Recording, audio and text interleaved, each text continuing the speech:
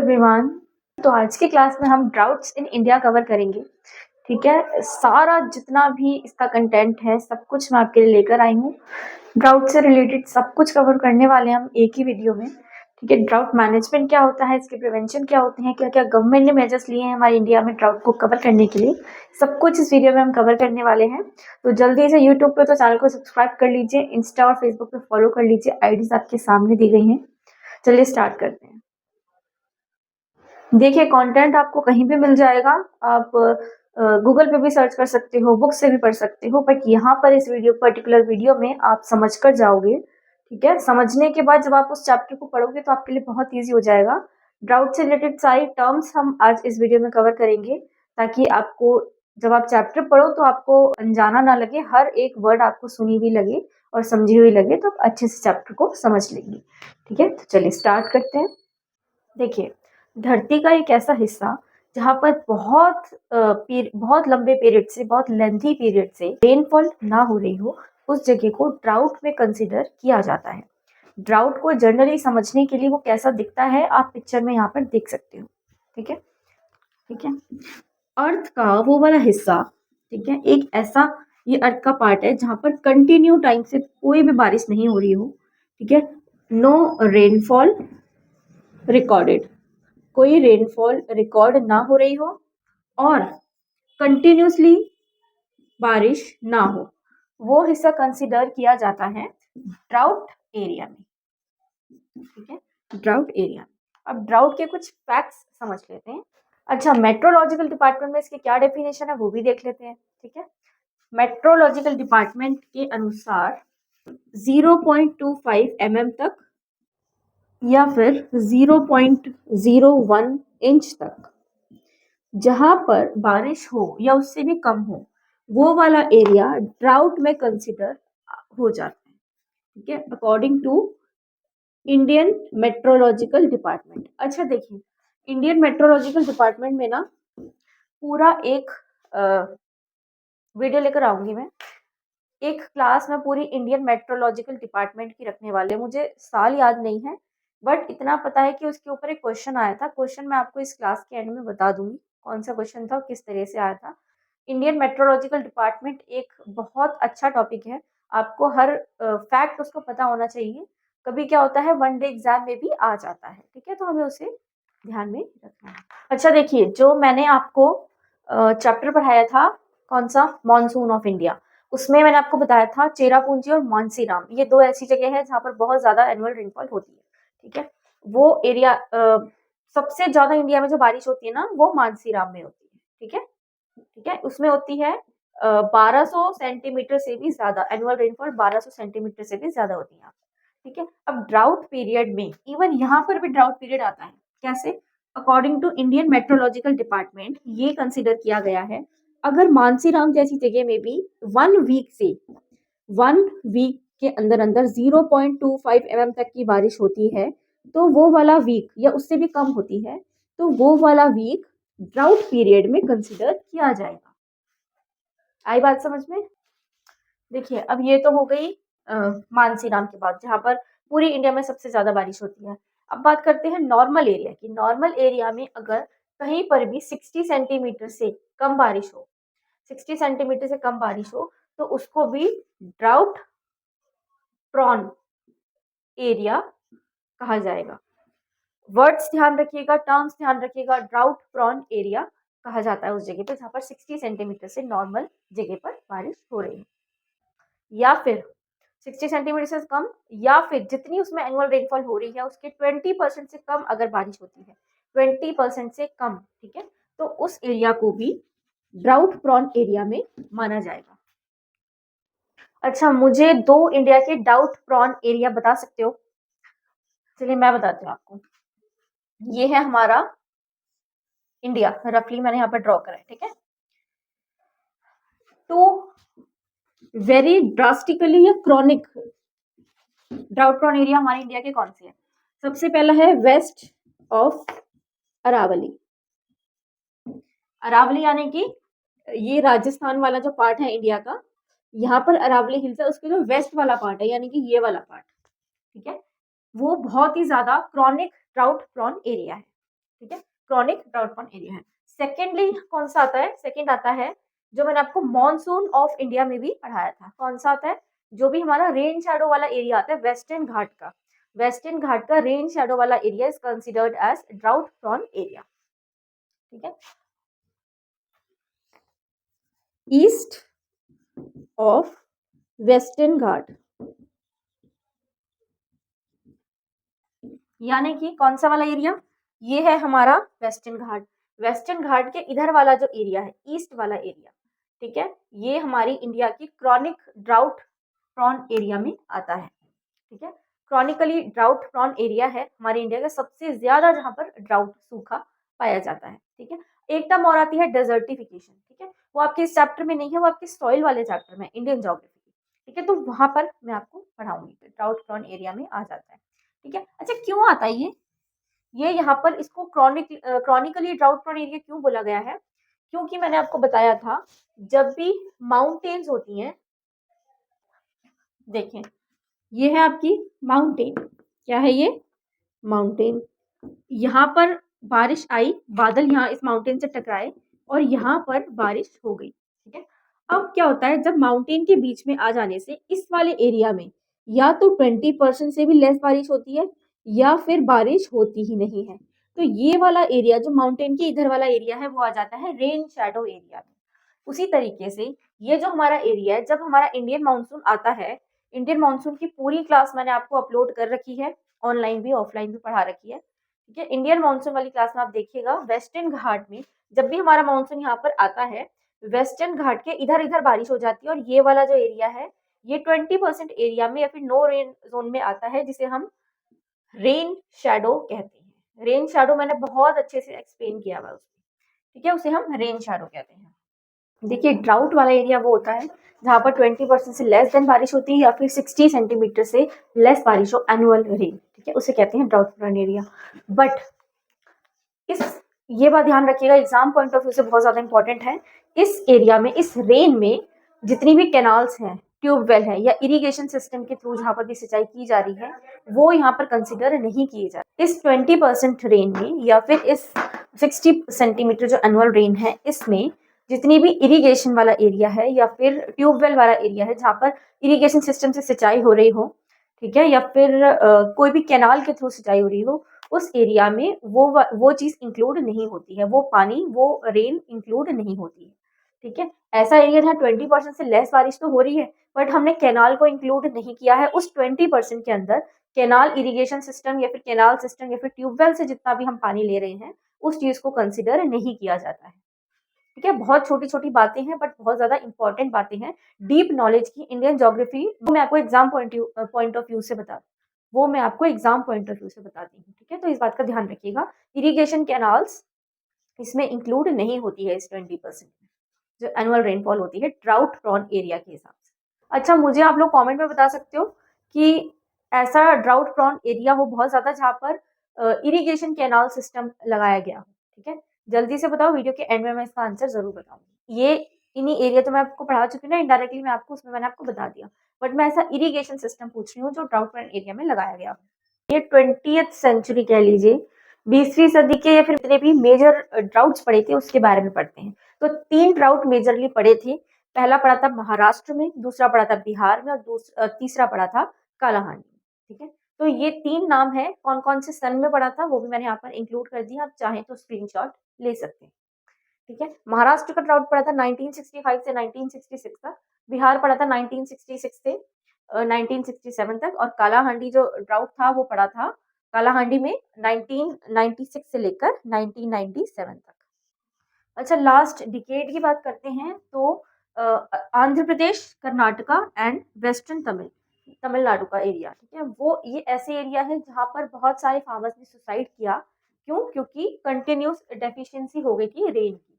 ठीक है, जो रेन थी वो प्रॉपर तरीके से नहीं होने के कारण पिछले 10 सालों में इन 3 जगहों पर बहुत ज्यादा फोर्सली सुसाइड करना पड़ा फार्मर्स को। ठीक है, क्योंकि बहुत ज्यादा नुकसान हो गया, ऑब्वियसली वो क्रॉप ग्रो नहीं कर पाए या उनकी पनप नहीं पाई। ठीक है, रेनफॉल डेफिशिएंट की वजह से।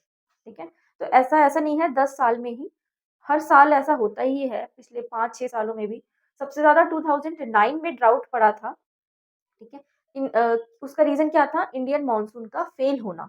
2009 में इंडियन मानसून जो है वो फेल हो गई थी, अपने टाइम से नहीं आया था मानसून, और उसके कारण बहुत सारे फार्मर्स को सुसाइड करनी पड़ी थी।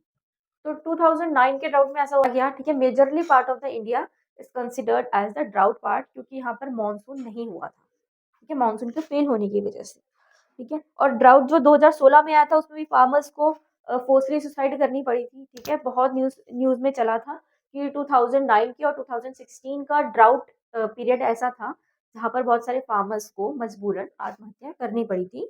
देखिए यहाँ पर है कुछ एडवर्स इफेक्ट ऑफ ड्राउट जो कि मिनिमाइज कर सकते हैं हम, कैसे ड्राउट्स को मिनिमाइज कर सकते हैं कि ड्राउट प्रोन एरिया है वो कम से कम आए, ठीक है। तो उसके लिए हम क्या क्या कर सकते हैं, कैसे कम कर सकते हैं इंडिया में ड्राउट को, उसके लिए कुछ मेथड्स बताए गए हैं, जैसे कि एक्सटेंशन इन इरिगेशन प्रोजेक्ट्स। जितने भी इंडिया में इरिगेशन प्रोजेक्ट्स हैं उसको एक्सटेंड किया जाए, उसको और ज़्यादा फैलाया जाए, ठीक है, ज़्यादा से ज़्यादा इरिगेशन दी जाए, ठीक है। Adoption of sprinkle irrigation. अच्छा, स्प्रिंकल इरिगेशन एक टर्म आया है। स्प्रिंकल इरिगेशन क्या है?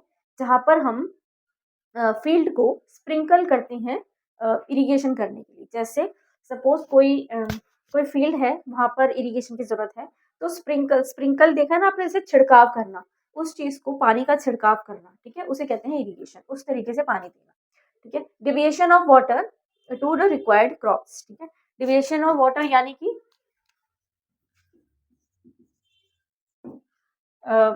वाटर को एक ऐसी जगह पे, सपोज यहाँ पर बहुत सारा पानी है और यहाँ पर फील्ड है, यहाँ पर फील्ड है, तो हम वाटर को इस जगह डाइवर्ट कर दें, ठीक है, इस जगह डाइवर्ट कर दें कि सारा जो पानी है ना वो यहाँ पर आके इसको मॉइस्ट कर सके, इस फील्ड को मॉइस्ट कर सके, ठीक है। तो वाटर को डेविएट कर सके, डेविएट कर देना उस जगह पे जहाँ पर वाटर की रिक्वायरमेंट है, उससे भी हम ड्राउट को कम कर सकते हैं। उसके बाद सूटेबल रोटेशन ऑफ क्रॉप्स, ठीक है। रोटेशन ऑफ क्रॉप्स यानी कि बदल बदल के क्रॉप्स को लगाना, ठीक है, उसे हम कहते हैं suitable rotation of crops. Next is dry farming technique. अब यहाँ पर एक वर्ड आया है, dry farming technique. Dry farming technique क्या होती है? एक ऐसी फार्मिंग जिसमें कि पानी का प्रयोग कम से कम हो, ठीक है, कुछ ऐसी क्रॉप्स हम उगा सके, ग्रो कर सके जिसमें पानी जैसे रिसोर्स का यूज बहुत कम किया जा सके, ठीक है। जब उसको जरूरत हो जब दे दी जाए। इसके कुछ मेथड्स भी होते हैं। कौन कौन से मेथड्स होते हैं मैं आपको लिखित में यहाँ पर दे दूंगी, ठीक है। तो ये कुछ पॉइंट होते हैं जिसमें जितने भी ज्यादा दुष्परिणाम होते हैं तो मिनिमाइज करने के, एडवर्स इफेक्ट है ड्राउट के, उसको मिनिमाइज कर सकते हैं। ये ऐसे कुछ पॉइंट हैं जो कि हमें कंसीडर करने चाहिए, ठीक है। चलिए आगे बढ़ते हैं। अच्छा, इनके अलावा और कौन कौन से इफेक्ट हैं, ठीक है। देखिए, जिस एरिया में इफेक्ट पड़ता है ना ड्राउट का, यकीनन उसकी इकोनॉमी पे भी उतना ही असर पड़ता है, ठीक है। जब जिस जगह पर रेनफॉल कम होगी वहाँ पर ड्राउट एरिया बढ़ेगा, वहाँ पर क्रॉप भी कम आएगी, है ना, कम उगेगी, कम ग्रो होगी, जिससे कि जो किसान है वो उसको नहीं बेच सकते। जब उगेगी नहीं तो बेचेंगे कैसे? और इससे उनकी इकोनॉमी पे भी फर्क पड़ता है बहुत ज्यादा, उस स्टेट की इकोनॉमी पे फर्क पड़ता है, उस कंट्री की इकोनॉमी पे फर्क पड़ता है।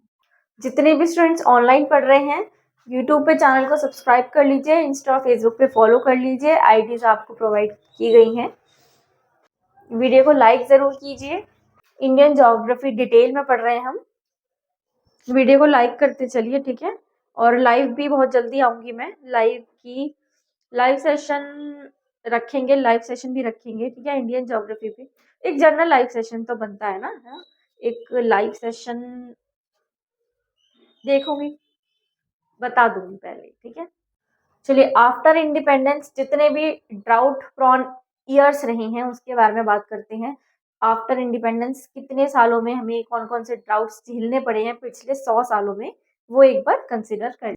ये कुछ ईयर्स हैं आफ्टर इंडिपेंडेंस, ये वाले ईयर्स हैं जिसमें बहुत ज़्यादा ड्राउट इंडिया को झेलना पड़ा था, ठीक है। इन सब ईयर्स में से 2016 यानी कि 2016 का जो ड्राउट था वो इतना ज़्यादा ड्रास्टिक था कि इसमें हमारे इंडिया की ज़्यादातर स्टेट्स इफेक्ट हुई थी। उन स्टेट्स में इंक्लूड होता है Haryana, Punjab, UP, Uttarakhand, Bihar, MP, Gujarat, Tamil Nadu, Karnataka, Jharkhand, Odisha and some part of Kerala, कुछ पार्ट केरला का, and whole state of Rajasthan, ठीक है, पूरा का पूरा स्टेट राजस्थान का इसमें इफेक्ट हुआ था।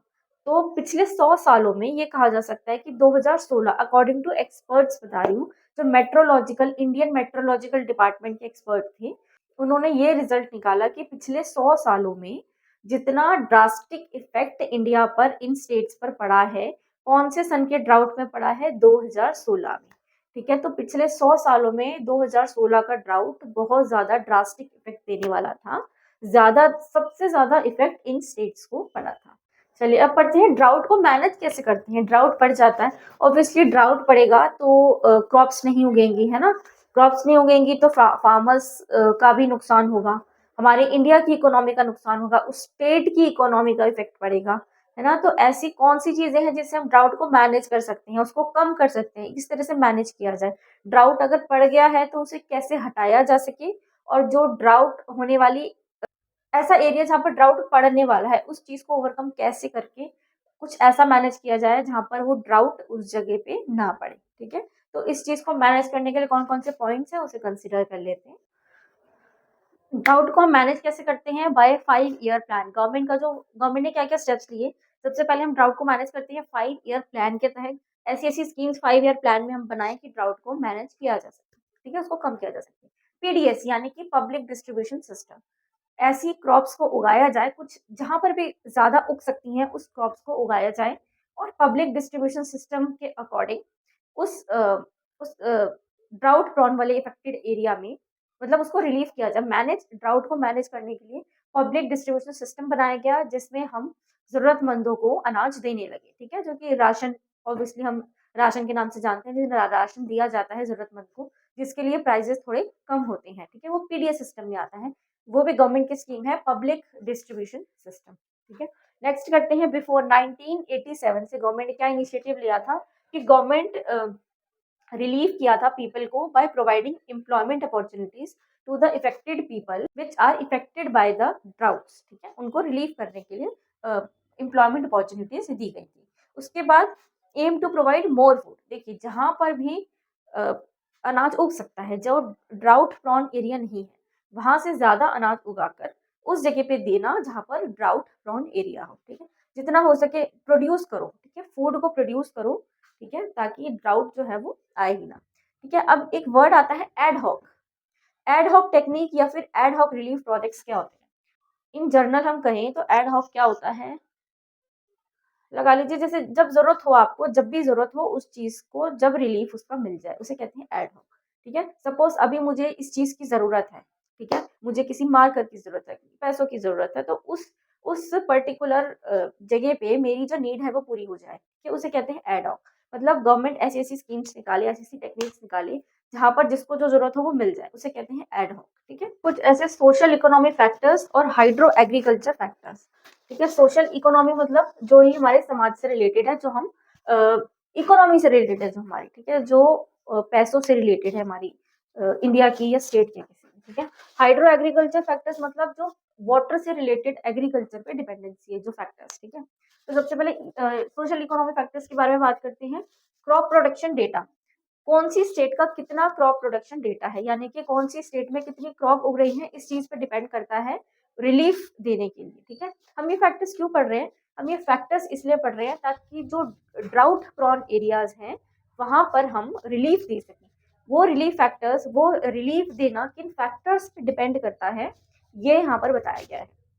ठीक है, तो जितनी ज्यादा क्रॉप प्रोडक्शन डेटा होगा उतना हम ड्राउट प्रॉन एरिया की हेल्प कर सकेंगे और इफेक्टेड पीपल्स की करेंगे। ठीक है, प्राइस राइज, जितने भी दाम बढ़ते हैं ये भी एक फैक्टर होता है जिसमें हम ड्राउट को कैसे मैनेज करें, इस चीज का हम मैनेज कर सकते हैं। ठीक है, फैक्टर्स पे डिपेंड करता है कि प्राइस कितना बड़ा है किसी भी क्रॉप का।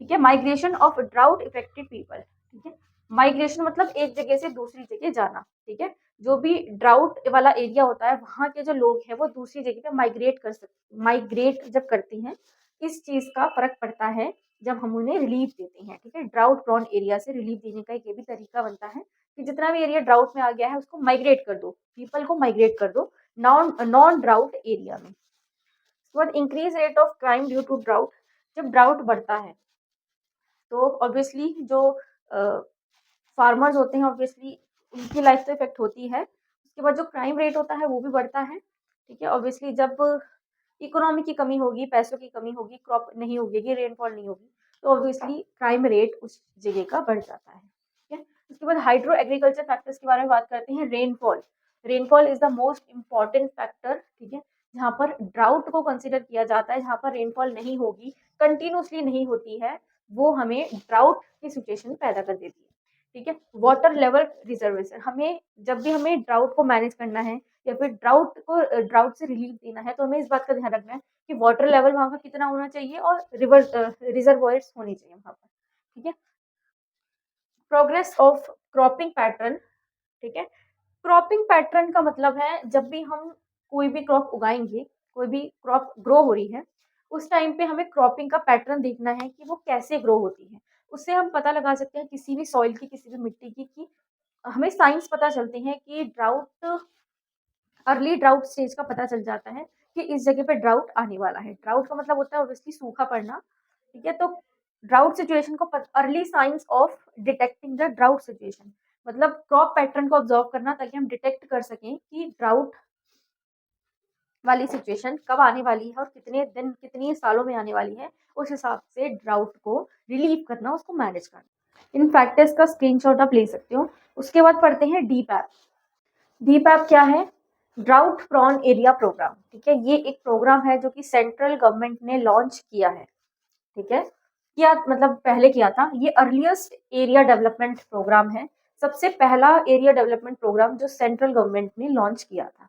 ठीक है, ये लॉन्च किया था सेंट्रल गवर्नमेंट ने इन 1973 से लेकर 1974 के बीच में, इस एक साल के अंदर किया गया था, to tackle the problem related to drought. जितनी भी ड्राउट सिचुएशन है इंडिया में, उसको हैंडल करने के लिए, उसको टैकल करने के लिए ये वाला प्रोग्राम सेंट्रल गवर्नमेंट ने 1973 में लॉन्च किया था। ठीक, it covers 615 blocks and 90 districts. It spread over 19 districts of western, central and southern part of India. ठीक है, 90 डिस्ट्रिक्ट्स को कवर करता है। ठीक है, इंक्लूडिंग कौन कौन सी? Western, central and southern part of India. ये वाला पार्ट कौन सा है? आपने देखा होगा, रेन शैडो वाला एरिया। ठीक है, जहाँ पर भी रेन बहुत ज्यादा कम होती है, जो कि डेजर्ट वाला एरिया है, उसको कहा गया है, उसको मैनेज करने के लिए, उस वाले एरिया को जो कि ड्राउट एरिया में आता है। जैसे कि डिस्ट्रिक्ट ऑफ वेस्टर्न, वेस्टर्न का मतलब है इंडिया का जो वेस्टर्न वाला पार्ट, यानी कि राजस्थान वाला पार्ट। सेंट्रल यानी कि एमपी वाला एरिया, एमपी के जो आसपास का एरिया है, जहाँ पर विंध्याचल, सतपुड़ा की पहाड़ियां, वहां पर मानसून के तहत रेनफॉल होती है।